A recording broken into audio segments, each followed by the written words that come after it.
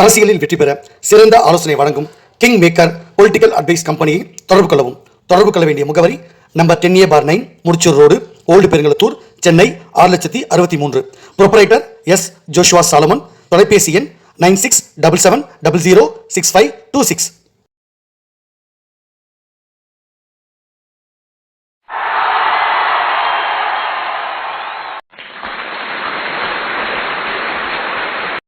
உலகத்தமிழ் ரசிகர்கள் அத்தனை பேருக்கும் என்னுடைய பணிவான வணக்கம். நான் உங்கள் செந்தில்குமார். இந்த பதிவில் ஒன்று பார்க்க போகிறது நம்முடைய மரியாதைக்குரிய அன்பு சகோதரர் உதயநிதி அவர்கள், முன்னாள் துணை முதலமைச்சரும் அந்த திமுகவுடைய வருங்கால தளபதியுமாக, இன்னும் சொல்ல போகணுன்னாக்கா அவர் தான் முதலமைச்சராக வந்திருக்கணும். அது மிகப்பெரிய அளவில் திமுக சில விஷயங்களை நான் சொன்ன கைட்லைன்ஸை ஃபாலோ பண்ணலை. ஸோ அதனால் சில தவறுகளை அவங்க ரொம்ப பண்ணாங்க. பல தவறுகள் பண்ணாங்க திமுக. அதனால் ஆட்சி அதிகாரத்துலேருந்து அவங்கள தூக்கி எறிஞ்சிட்டு அந்த இடத்துல அன்பு சகோதரர் மரியாதைக்குரிய நடிகர் விஜய் அவர்களை முதலமைச்சரை கொண்டு வர்றதுக்கு நான் சில விஷயங்களை முன்னெடுத்திருந்தேன். அந்த விஷயத்தில் தான் நம்முடைய மாண்புமிகு தமிழக முதலமைச்சராக ஜோசப் விஜய் அவர்கள் இப்போ முதலமைச்சராக வலம் வந்துட்டுருக்கார். இந்த சூழ்நிலையில் நான் கூட சொல்லியிருந்தேன் ஏற்கனவே பதிவில், விஜய் அவர்கள் நிறைய பேருக்கு நிறைய சலுகை கொடுக்குற மாதிரி சில தவறான நபர்களை ஊக்குவிக்கிறாரு. அவங்க மேலே நடவடிக்கை எடுக்காமல் தவிர்க்கிறார். அதில் முக்கியமான ஒரு விஷயந்தான் இந்த போதைப் பொருள் அப்படின்ற ஒரு கலாச்சாரம். அதில் இந்த இயக்குனர் வெங்கட் பிரபு அவங்களோட அலுவலகம் நான் களப்பணி ஆற்றும் போது ஒரு ஆய்வுக்காக போகும்பொழுது அவங்க அலுவலகத்தில் கஞ்சா பொருள்லாம் பயன்படுத்திகிட்டு இருந்தாங்க.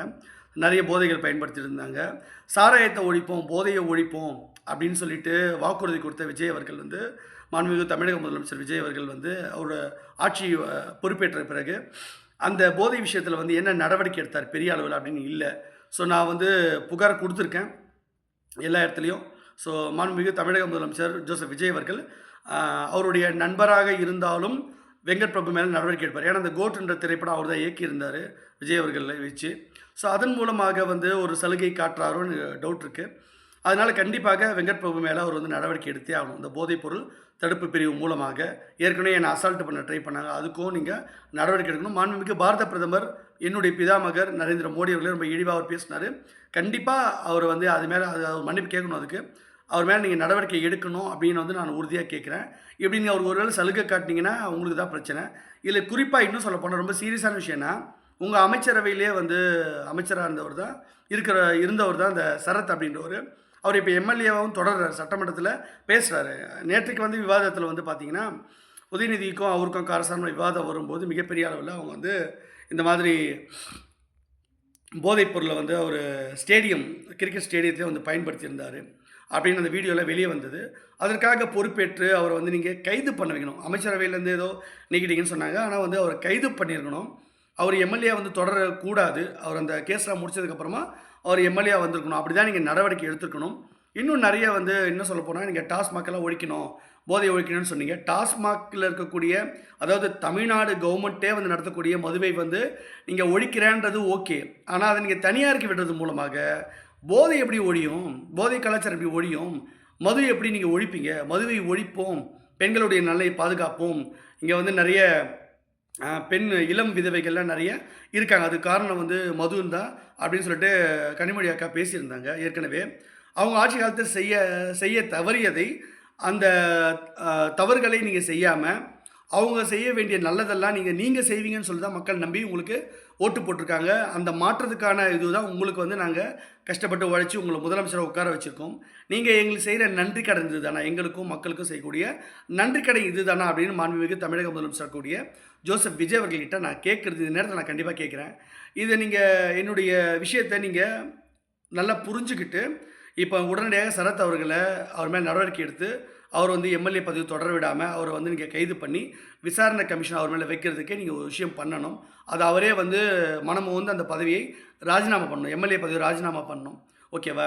எப்படியோ உங்களுக்கு பெரும்பான்மை எம்எல்ஏ கிடையாது. ஒரு எம்எல்ஏவை நீங்கள் வாபஸ் வாங்குறதுனால, ராஜினாமா பண்ண வைக்கிறதுனால உங்களுடைய மதிப்பும் பெயரும் உயருமே தவிர மக்கள் மத்தியில் அது வீழ்ச்சியை அடையாது. அதனால் அவருக்கு உங்கள் நண்பராக இருக்கலாம், உங்கள் மேலே ரொம்ப அன்பு வைக்கலாம். எனக்கும் சரத்து மேலே தனிப்பட்ட எந்த கோபமும் கிடையாது. உங்கள் ஆட்சிக்கு நல்லது செய்யணும். உங்களை முதலமைச்சர் ஆக்கினது மூலமாக தான் இன்றைக்கி சரத் ஒரு எம்எல்ஏ வந்திருக்காரு அப்படின்னா என்னுடைய முன்னெடுப்பு மூலம் வந்திருக்கீங்க. நேரடியாகவோ மறைமுகமாகவோ ஒரு நல்லது நடந்திருக்கு சரத்துக்கு. நான் சரத் வந்து இப்படி ஒரு சர்ச்சையில் மாட்டினதுனால நான் சொல்கிறேன், அது திமுக இந்த தவறுகளை சரியாக பண்ணாதனால அவங்கள மக்கள் தூக்கி எறிஞ்சாங்க. அந்த தப்பை நீங்கள் பண்ணாதீங்க. இல்லைனா இந்த போதைப்பொருள் விஷயமே நல்லா புரிஞ்சுக்கங்க. திரும்ப நல்லா இந்த விஷயத்தை நல்லா புரிஞ்சுக்க, உள்வாங்கிக்கங்க. இந்த போதைப்பொருள்ன்ற ஒரு விஷயத்துக்காகவே உங்களுடைய ஆட்சி ஒரு 7 நாள்லேருந்து 10 நாளுக்குள்ளே கலைக்கப்படும். நல்லா புரிஞ்சுக்கங்க.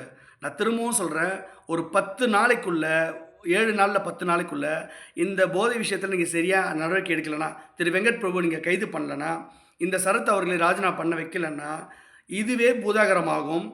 இந்த உங்களுடைய ஆட்சி கவிழ்றதுக்கு, கலைக்கப்படுறதுக்கு இந்த சரத்ன்ற நபரும், அப்புறம் இந்த இயக்குனர் வெங்கட் பிரபுன்ற நபர்களும் காரணமாக அமைஞ்சிருவாங்க. ஸோ அதனால் ஏற்கனவே மக்கள் உங்கள் மேல் நிறைய அதிருப்தியில் இருக்காங்க. உங்களுடைய கட்சியில் பல செயல்பாடுகள் நிறைய விமர்சனத்துக்கு உள்ளாகுது. மக்கள் மத்தியில் நீங்கள் நாளடை எப்படி நீங்கள் சினிமாவின் உச்சத்தில் இருந்தேன்னு சொன்னீங்க இல்லையா, சினிமாவில் அந்த மாதிரி அரசியலில் உச்சத்துக்கு போன மாதிரி மக்கள் வந்து ரொம்ப சின்னவங்கலேருந்து பெரியவங்க வரைக்கும் உங்கள் மேலே அன்பு காட்டி தான் உங்களை வந்து ஆதரவு கொடுத்து தான் உங்களை வந்து முதலமைச்சர் ஆக்குறாங்கன்னு சொல்கிறீங்க இல்லையா, அந்த ஆதரவு ஓட்டம் நாள் குறைஞ்சிக்கிட்டே போகுது. உங்கள் கூட இருந்து சில பேர் துதிபாடிகள் இருக்கலாம், அவங்க உங்களை வந்து தவறாக வழிநடத்தலாம். ஆனால் நான் அப்படி கிடையாது. சரின்னா சரி, தப்புனா தப்புன்னு வெளிப்படையாக சொல்லுவேன். இதில் எனக்கு உங்ககிட்ட வந்து எந்த ஒரு ஆதாயமும் நான் தேட வேண்டிய அவசியமே கிடையாது. அதனால் தெளிவாக புரிஞ்சுக்கங்க. இந்த 2 நபர்கள் மேலேயும் உடனடியாக நீங்கள் நடவடிக்கை எடுங்க. 1 சரத் ராஜினாமா பண்ணணும் உடனடியாக, தார்மீக பொறுப்பேற்று விசாரணைக்கு ஒத்துழைக்கணும். நான் ஒன்றும் ஒரு குற்றவாளின்னு சொல்லலை, குற்றம் சாட்டப்பட்டாச்சுல்ல. அப்போ அவர் இந்த வீடியோலாம் வெளியே வந்திருக்கு. அவர் என்ன விளக்கம் கொடுத்தாலும் மக்களுக்கு கிளியராக தெரியுது அவர் பொய் சொல்கிறாருன்னு. அப்போது தார்மீக அடிப்படையில் தாமாக முன் வந்து ஒரு ராஜினாமா பண்ண மூலமாக உங்களுக்கு நல்ல பேர் வரும். பாருங்கள், தூய சக்தி தான் விஜய் அவர்கள். தாவேகா கட்சி ஒன்றும் தப்பான கட்சி இல்லை. மரியாதைக்குரிய விஜய் அவர்கள், மாண்புமிகு தமிழக முதலமைச்சர் விஜய் அவர்கள் பாரபட்சம் பார்க்குறவரில் வேண்டியவங்கன்னா கூட தன்னுடைய அமைச்சரே தப்பு நடந்தால் கூட அந்த எம்எல்ஏவை ராஜினாமா பண்ண சொல்கிறாருன்னு உங்களுக்கு மதிப்பு தான் கூடும். அதே மாதிரி திரு வெங்கட் பிரபு அவர்கள் வந்து உங்களுக்குள்ளே என்ன நட்புன்னா இருக்கலாம், ஆனால் அவர் வந்து தப்பான விஷயங்கள் பண்ணுறாரு. நான் வந்து புகார் உங்களுக்கு கொடுத்துருக்கேன். அதனால் நீங்கள் வந்து கரெக்டாக அதை வந்து பரிசீலனை பண்ணி உடனடியாக வெங்கட் பிரபு வந்து நீங்கள் கைது பண்ணணும். அவர் இங்கே பாரத பிரதமர் பிதாமகர் நரேந்திர மோடியை தவறாக பேசுனதுக்கு அவர் ப்ரெஸ்ஸில் நேரடியாக மன்னிப்பு கேட்கணும். என்கிட்டயும் நேரடியாக கூப்பிட்டு மன்னிப்பு கேட்கணும். என்னை தாக்குறதுக்கெலாம் அவங்க அலுவலகத்தில் அவங்க உதவியாளர்கள்லாம் முயற்சி பண்ணாங்க.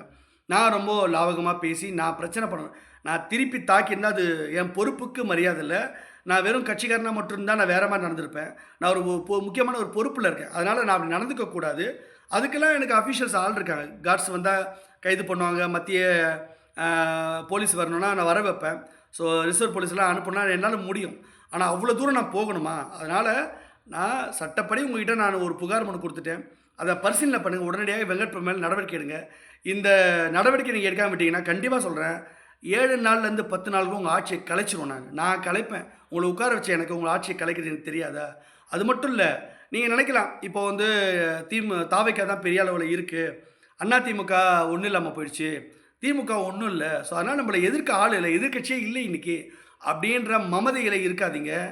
இப்போ சொல்கிறேன், 10 நாளுக்குள்ளே உங்கள் ஆட்சியை கலைச்சிட்டு மரியாதைக்குரிய என்னுடைய அன்பு சகோதரர் உதயநிதி அவர்களை, எனக்கு அவங்க மேலே நிறைய மாற்று கருத்துலாம் இருக்கலாம், ஓகேவா, அவங்களுக்குள்ளே எங்களுக்குள்ள சித்தாந்தரியில் சண்டையெல்லாம் இருக்கலாம். ஆனால் இந்த இடத்துல உங்களை வந்து எதிர்க்கக்கூடிய ஒரு எதிர்க்கட்சியாக திமுகவை நான் மறுபடியும் அதை ஆளுங்கட்சியாக உட்கார வைக்கிறதுக்கு மரியாதைக்குரிய முதலமைச்சராக ஸ்டாலின் அவர்களையோ இல்லைனா உதயநிதி ஸ்டாலின் அவர்களையோ மறுபடியும் ஒரு 10 நாளைக்குள்ளே உங்கள் ஆட்சியை கலைச்சிட்டு அவங்கள உட்கார வைக்கிறதுக்கு எனக்கு ரொம்ப நேரம் ஆகாது. நான் ஒரே ஒரு இமெயில் அனுப்புனேன்னு வச்சுக்கோங்க, உங்கள் ஆட்சி கலைக்கப்படும்.